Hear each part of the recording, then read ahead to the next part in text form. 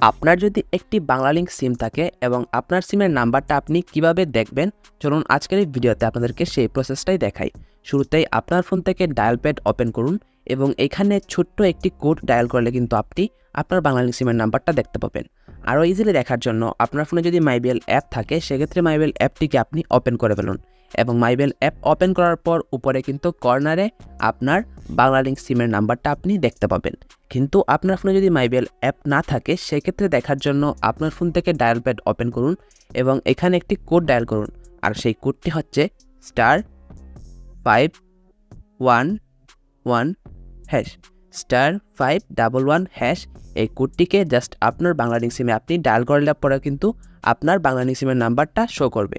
সেক্ষেত্রে আপনি খুব ইজিলি চেক করে নিতে পারেন আপনার বাংলালিংক সিমের নাম্বারটা। তো ভিডিও ভালো লাগলে চ্যানেলকে সাবস্ক্রাইব করতে পারেন। ফেসবুক পেজ থেকে ভিডিও দেখে থাকলে পেজটিকে ফলো করতে ভুলবেন না এবং ভিডিওতে লাইক কমেন্ট শেয়ার তো মাস্ট বি করতে হবে।